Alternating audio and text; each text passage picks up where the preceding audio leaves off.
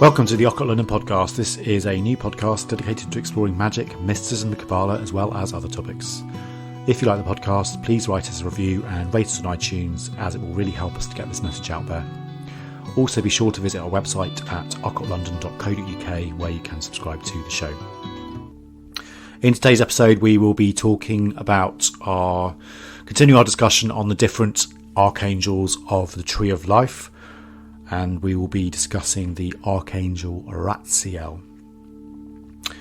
Ratziel is one of the 7 archangels who stand next to the throne of God and is traditionally entrusted with the guarding or transmitting of divine secrets and wisdom. He's first mentioned in the Slavonic Apocalypse of Enoch and also the Targum, which is the rabbinical explanation of Ecclesiastes 10:20, as well as other pseudographia. There's several different stories where his name appears going back to the teachings of the Talmudic era. So you've got the story of Moses ascending into heaven as Galutza. You also have when Ratziel appears to Adam to give him the Sefer Ratziel, which is the book. And he also is meant to have appeared to Noah as well. The common thread we get with all the accounts of Ratziel is him really kind of acting as an initiator, an awakener of wisdom in post-fall man, and also offering a route back or a ticket on the return journey. From the Kabbalistic point of view, as I mentioned, he is assigned to the Sephira Chokhmah, which is wisdom, in the world of Bria, and sits at the top of the white pillar of Boaz on the Tree of Life. He has different titles, including Secret of God, Herald of God, the Keeper of Secrets, the Angel of Mysteries, the Herald, or Sent Forth One of God, and also Angel of the Secret Regions and Chief of the Supreme Mysteries. The title of the Archangel tends to relate, as I said, to his role as an Archangel of Wisdom, or also highlights his role as a messenger, or kind of courier of God, really, in his role of dispensing wisdom. This is his great work, is bringing this wisdom down and sharing it. The Hebrew word Ratziel means secret of God, and if we look at the actual structure of it, it's Ratz and Al. Ratz is the Hebrew for secret, and Al is a suffix which is used for the word God. And in gematria, the value of his name is 284, which is also the number of Abraham, and also the Archangel Uriel, and the word Bambiba, which means in the wilderness, which is again the Hebrew title of the Book of Numbers. Moving on to some of the kind of myths and legends and stories about this great archangel. So there's one story from the Targum of Ecclesiastes 10:20 that relates and talks about Ratziel standing at the top of Mount Horeb, where he proclaims the secrets of the world in a voice that echoes around the planet. And the image of the Mount Horeb is very similar to the concept of the Kabbalistic Tree of Life. We start at the bottom of the mountain and we slowly work our way up. And I quote from this text: "Each day the angel Ratziel makes proclamations on Mount Horeb from heaven of the secrets of men to all that dwell upon the earth, and his voice resounds throughout the world." He's also mentioned in relation to Moses ascending to heaven to receive the Torah. Moses on his way is meant to encounter an angel called Galiza, who is described as the ruling prince of the second heaven, and also he who reveals the hidden reasons of the rock. And this angel is also called Ratziel because he hears from behind the curtain all that is going to happen to the world, and this he reveals to Elijah. Ratziel is said to expound the Torah's divine wisdom, and he also protects the ministering angels from the living creatures that uphold the universe. The living creatures mentioned here are the Hayot, or holy living creatures, revealed to Ezekiel in his vision. And if you don't know what I'm talking about, check out the book of Ezekiel, and also the Torah, can be interpreted as being wisdom or divine law. So again, we get this concept of him as a reference, as a messenger, as a bringer out of wisdom. He's also mentioned in his role as sort of agent of the mysteries in relation to a text called the Sefer Ratziel Chal Malach. And he's meant to know an awful lot of different information on kind of matter secret and arcane. This knowledge is meant to have been gleaned from the fact that Ratziel stands at the curtain separating God from the rest of creation, Chokmah, and he hears and writes down everything that's said behind the throne. Ratziel's meant to have written down all of this knowledge into a book called the Sefer Ratziel, wherein all celestial and earthly knowledge is set down. This book is meant to contain all of the knowledge of the universe and the Kabbalah, as well as the secrets of the stars and the zodiac. And according to myth, the Archangel Ratziel is meant to have given this book of knowledge to Adam and Eve after they had eaten from the tree of knowledge of good and evil. The book itself is fascinating because it's meant to have been carved onto sheets of sapphire and contains secret knowledge, including the sacred 72 branches of wisdom and 670 sacred inscriptions, and also a secret writing explaining the 1,500 keys which were not revealed even to the holy angels. And that's from the Zohar 155a. The fact that the book is carved on sapphire is really interesting and fascinating to me, because given that one of the names of the tree of life is the tree of sapphires, the story around the sapphires actually kind of varies from account to account. Some of the descriptions of this particular event talk about it being written on a single sapphire, which has a flame inside, which, and I quote, "Some say that the book was written on parchment, while others say it was engraved on a sapphire. How was that sapphire red? Adam held it up to his eyes, and the flame burning inside that sapphire took the form of letters." So there's a beautiful idea of the sapphire being the container of knowledge is very interesting. And also very strange coincidence with later myths around the concept of the Holy Grail being a sapphire that falls from the crown of Lucifer. And then it goes on, the knowledge contained in this book is expounded further, and I'll continue quoting.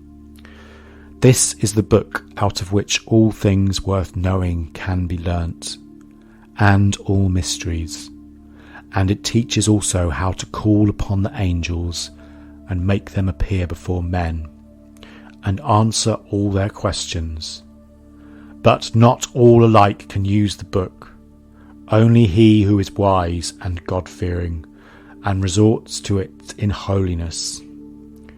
Such a one is secure against all wicked counsels. His life is serene, and when death takes him from this world, he finds repose in a place where there are neither demons nor evil spirits, and out of the hands of the wicked he is quickly rescued."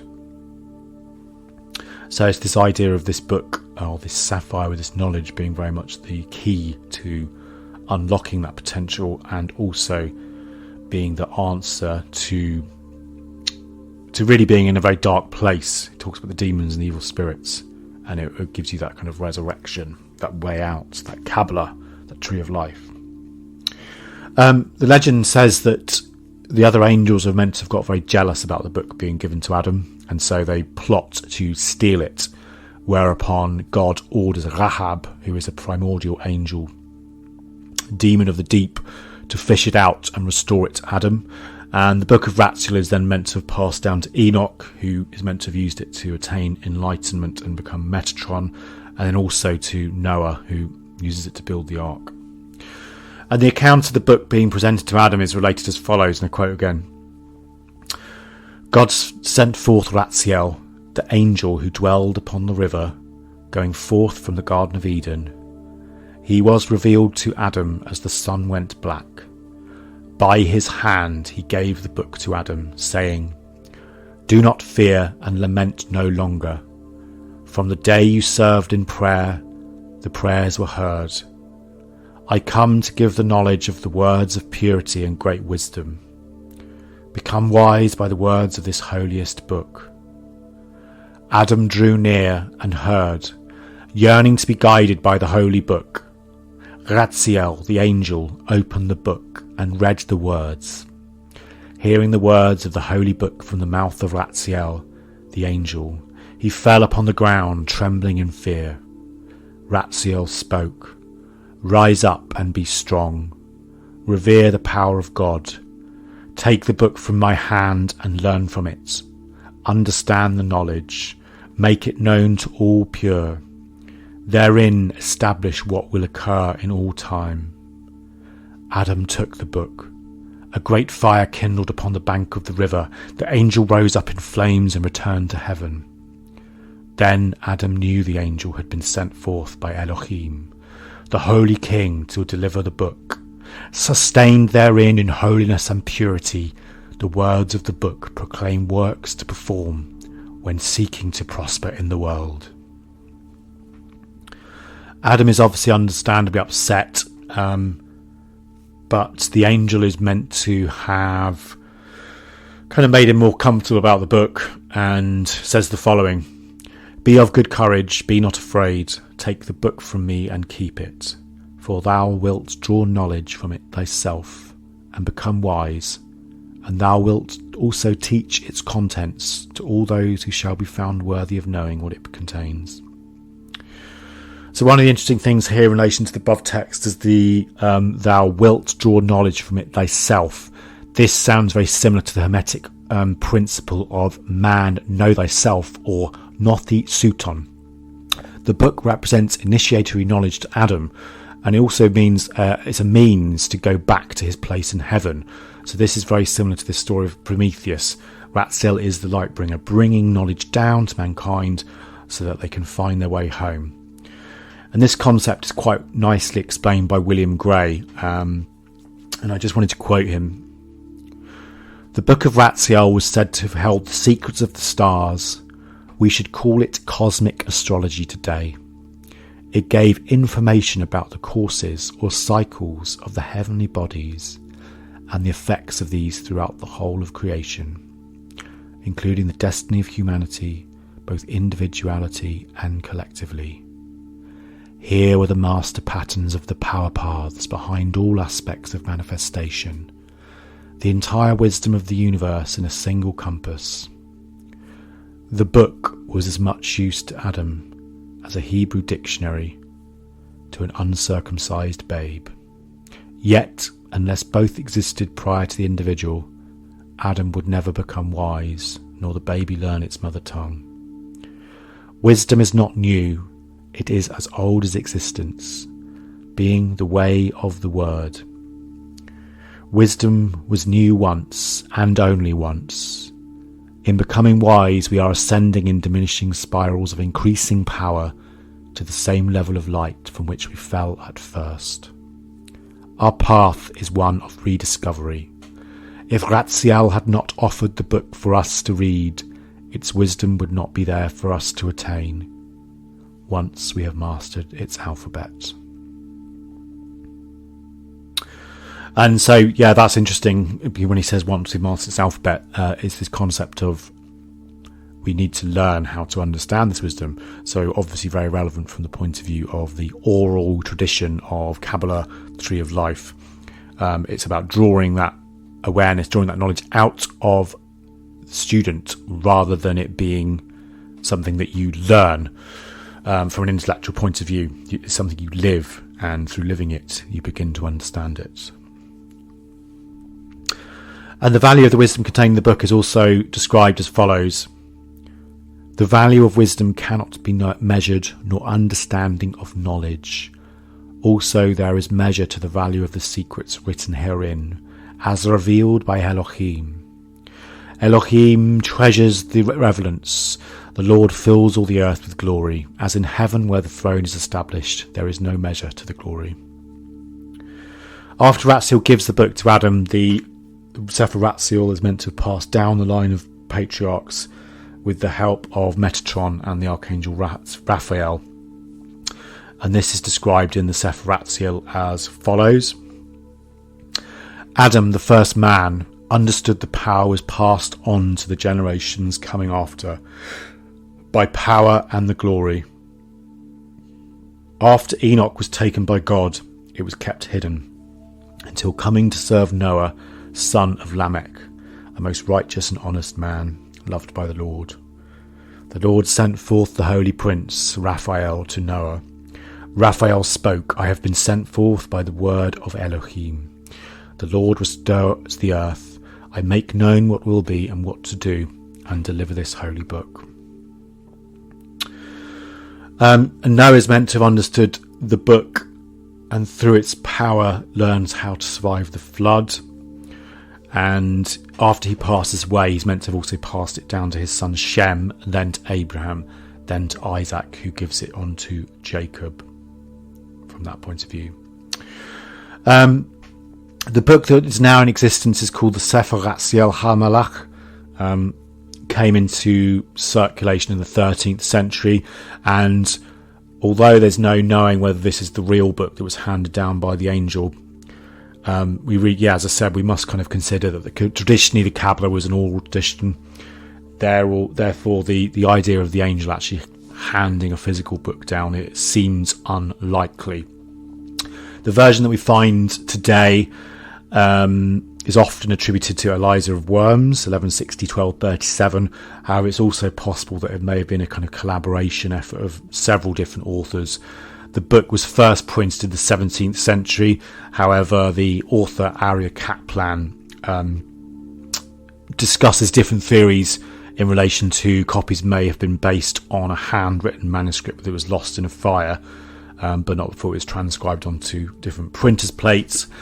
And the plates are then meant to have been dropped and put back in the wrong order. So when the book was printed, there's entire sections missing, as well as strange sort of cryptic letters and things like that, which are very difficult to understand.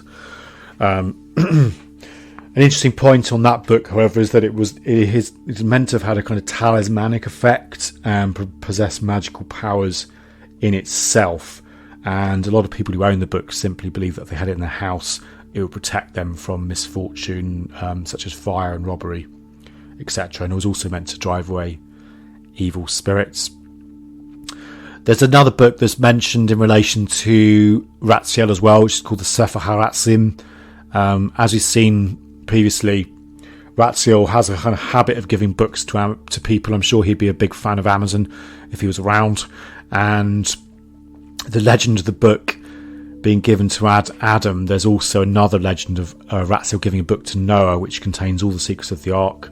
There's an interesting story about a scholar called Mordecai Margolioth, who in 1963, while visiting a library in Oxford University, found a manuscript purporting to be this original book from Ratziel.